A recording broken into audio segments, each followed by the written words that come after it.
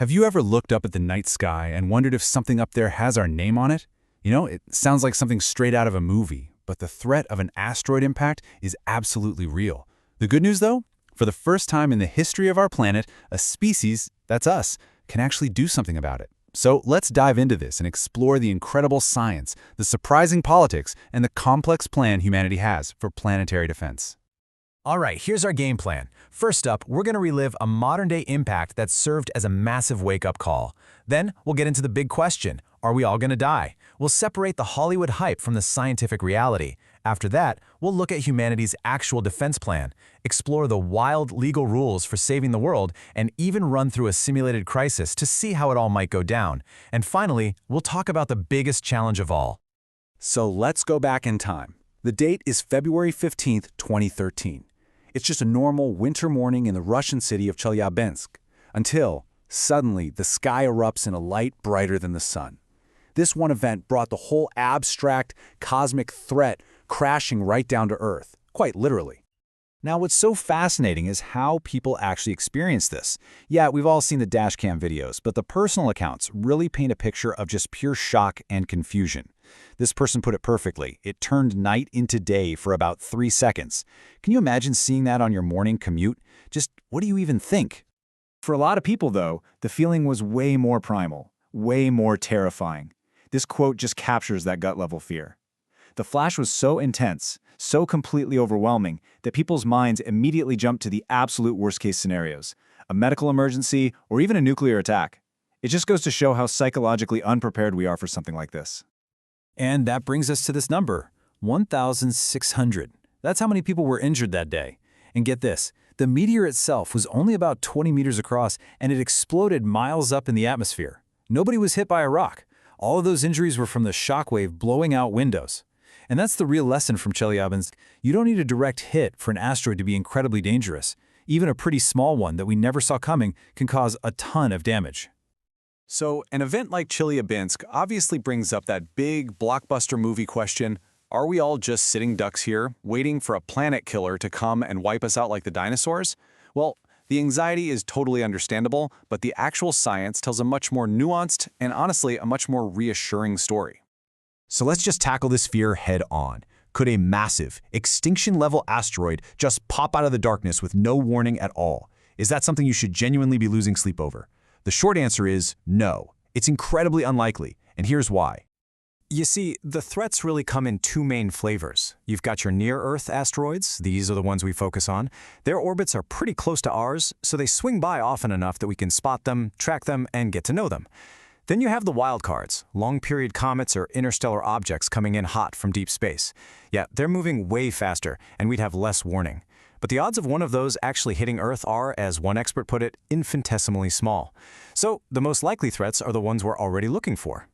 And check this out, this is the really good news. When we talk about planet killers, we're talking about rocks that are a kilometer across or bigger. And as you can see, after decades of scanning the skies, we found and cataloged more than 98% of them. We know where they are, we know where they're going, and we can say with a very high degree of confidence that none of them are a threat for at least the next 100 years. Okay, but what about the classic movie plot, right? The asteroid that sneaks up on us, totally hidden in the glare of the sun, and it only appears when it's way too late. It's a fair question, because that is a real blind spot for our telescopes on the ground. But here's the key thing to remember. Space isn't static. Everything is constantly in motion. An asteroid might be hidden by the sun today, but as Earth keeps moving and the asteroid keeps moving, that hiding spot's only temporary. In a few months, it's going to swing out into a part of the sky where our telescopes can see it plain as day. It's actually really hard to hide a giant rock in our solar system for long. Okay, so we're getting pretty darn good at finding these things. But spotting a threat is only half the battle, right? What can we actually do if we find one that has our name on it? Well, that brings us to humanity's actual real-life defense plan. The global strategy is this really cool two-part system that's been endorsed by the United Nations. Step 1, the International Asteroid Warning Network, or IDON, acts like our planet's fire alarm. It's a big collaboration of observatories all over the world that work together to confirm and track a potential threat. Once IDON sounds that alarm, the ball gets passed to SMPAG, the Space Mission Planning Advisory Group. These are the rocket scientists and engineers from all the world's space agencies who figure out, okay, how exactly are we going to stop this thing? And our #1 tool for stopping it looks exactly like this. This is NASA's DART mission, a real-life test of something called the kinetic impactor technique. The idea is brilliant in its simplicity. You just ram a spacecraft into the asteroid at very high speed. You're not trying to blow it up, you're just trying to give it a tiny, tiny nudge. But over the years and millions of miles of its journey, that tiny nudge is enough to make it miss the Earth completely. And the best part? It worked. Oh, it worked spectacularly. Back in 2022, the DART spacecraft slammed into its target asteroid, and it changed its orbit by even more than scientists had dared to hope. It was a truly historic moment, the first time humanity has ever purposefully altered the motion of a celestial body. We proved for a fact that we have a defense technology that works. So we can find them, and we have a proven way to move them. That should be the end of the story, right? Well, not quite. Knowing that we can do something opens up this whole Pandora's box of much trickier questions like, who gets to decide? And are we even legally allowed to do it? Let's just jump right to the most extreme option. For a really big asteroid or one we find with very little warning, that little nudge from a kinetic impactor might not be enough. The only option left on the table might be a nuclear device. Not to blow it to bits, but to detonate nearby and use the radiation to push it off course. But trying to use a nuke in space, well, that runs into some pretty serious legal roadblocks. You see, there are two major international treaties, both basically relics of the Cold War, that are standing right in the way. The Outer Space Treaty says you can't put weapons of mass destruction in space, and the Limited Test Ban Treaty is even more explicit. It prohibits any other nuclear explosion in outer space, period. So if you read the law strictly, using our most powerful tool is actually illegal. But, international law isn't totally rigid. Legal scholars point to this really fascinating concept, circumstances precluding wrongfulness. Think of it like an emergency break glass in case of apocalypse clause for civilization. It basically argues that an action that's normally illegal, like setting off a nuke in space, might be justified if it is the only way to save humanity from a grave and imminent danger. It's a really high legal bar to clear, but it might be the only out we have. So, to see how all these scientific, legal, and political issues would collide in the real world, experts actually developed a super detailed hypothetical crisis. They simulated a decade-long countdown to an impact and forced world leaders to make some truly impossible decisions. Just imagine this playing out. With 9 years to go, the threat is just this vague line across the planet. But then, 7 years out, a mission confirms it. 100% chance of impact. Target: Tokyo. All of a sudden, this abstract problem is very, very real.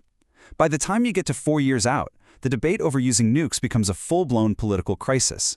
Japan, the country that's going to be hit, is strongly against it, while other nations think it's the only guaranteed way to save the day. And this leads us to what might be the thorniest question of all. What happens if your deflection mission messes up? What if your attempt to save Tokyo just breaks the asteroid into pieces? Or worse, just shifts the impact point over to another country that was previously safe? Well, under international law, the country that launched that mission would be liable for all the damage. It is an absolutely unimaginable political and financial risk that could paralyze any attempt to act at all. So, as we've seen, this problem is so much bigger than just physics and rocket science. The technology to defend our planet is here, or it's very close. The challenge is shifting from can we do it to how in the world do we all agree to do it?